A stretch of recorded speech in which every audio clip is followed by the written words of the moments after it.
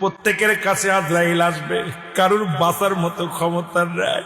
সিন্ধুকের মধ্যে পালাইলেও বাঁচতে পারবে না, এর গাছতলা বসে থাকলেও বাঁচতে পারবে না, 10 তলায় থাকলে বাঁচতে পারবি না। এর মুসলমান পালানোর মতো কোনো জায়গা নাই। পৃথিবীর যে প্রান্তে থাকো গো,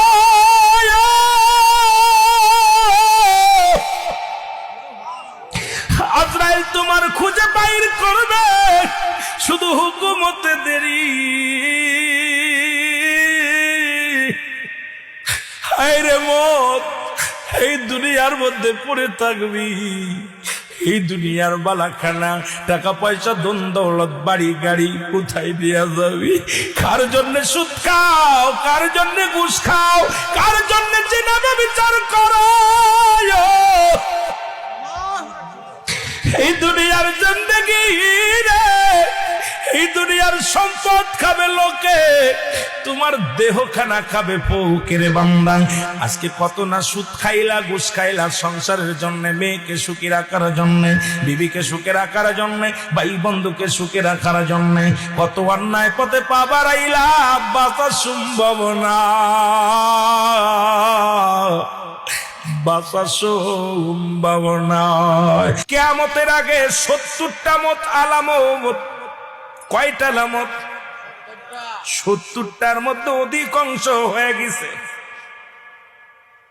মুসলমান শুনে নাও, 70টা আলামতের এখন বর্তমান আর কয়েকটা বাদ আছে। তার মধ্যে ইমাম মেহেদী আলাইহিস সালামের আগমন, ঈসা আলাইহিস সালামের আগমন, খানে দাজ্জালের আগমন, 3টা ভূমিকম্প, একটা হলো পূর্ব অঞ্চলে, একটা মধ্য অঞ্চলে, আর একটা পশ্চিম অঞ্চলে।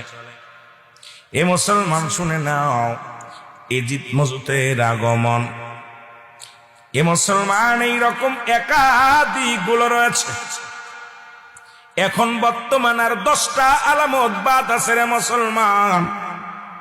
ঘাট হবে, নারী জাতি পৃথিবীর মধ্যে রাজত্ব করবে, পুরুষ জাতি যাযাবর হয়ে যাবে, মানুষে মানুষে এমন অবস্থা হয়ে যাবে, মানুষের কুকুরের খাসলাত হয়ে যাবে।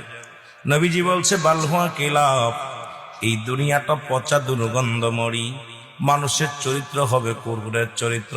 কুকুর যেমন মরি পাইলে খুশি হয়, সে জামানার মানুষ